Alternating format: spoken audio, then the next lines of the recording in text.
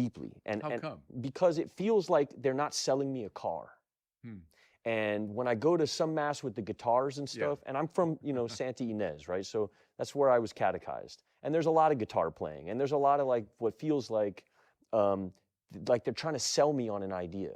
Yeah. Whereas what I feel when I went to Oakland and went to like, and by the way, there's a very incredible version of that as well. That's super activating and very emotional that I've experienced up there with Father Bobby. There's also, and Father Peter, but there's also this something that happened, Christ the King in Oakland does a Latin Mass every day of the week. And it feels like it's not being done to sell me on anything. And it feels almost like I'm being let in on something very special. And the quiet, it activates something in me where it feels like I found something. It's a little bit like a band. When a band is pushed on you, it doesn't feel the same way as you finding it. When you find it, then you root for it. It feels like this special thing that you found, and you protect it, and you hold it, and it's yours. When somebody's selling me on something, it somehow takes it kills my aptitude for it, and my suspension of disbelief, and my yearnings to root for it. I get it. There's an immediate rebellion in me. Yeah. Yeah. No, I get that. You're hitting different dimensions of it, because you might say the shadow side of the older form was it became too much of a theater performance, and the audience is just kind of sitting there taking it in. Where what all the liturgical reform people wanted, this is way back in the 40s and 50s, was this full, conscious, active participation.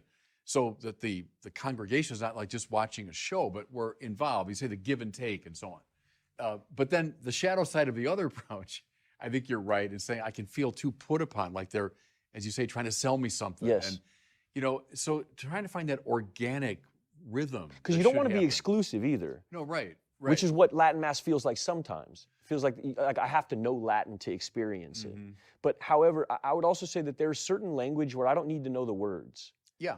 Which is what I feel when I watch Pio's Mass. Yeah. I know what's going on, and I feel it deeply. It almost feels more powerful than when I know every single word. It takes me out of the realm of the intellectual, and it puts me squarely in the realm of the feeling, and the beauty thing that you talk about. And I do, as a person who's involved in the arts, to deny some of the senses, it heightens some of the others. So when you put me in this rationalistic, logical, word, plot, it takes me out of the feeling realm.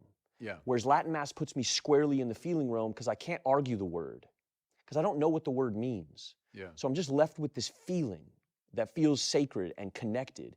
And really what hindered I was never an atheist. I was always an agnostic, even when I was a Sam Harris, TED Talk, Christopher Hitchens guy, which is who I was before I fell in. I always had a belief, but I never had like a connection. Latin Mass gave me something where I felt connected, which took me out of belief into connection. Belief kept me, I had belief because that's the rational, logical. It's not logical or rational to be atheist. If you really go deep enough, you get to the Big Bang, and then you're screwed again. You have to account for it somehow, which puts you in a belief situation. Right. But too much of that logic and too much of that rationale takes me out of feeling, which takes me out of connection.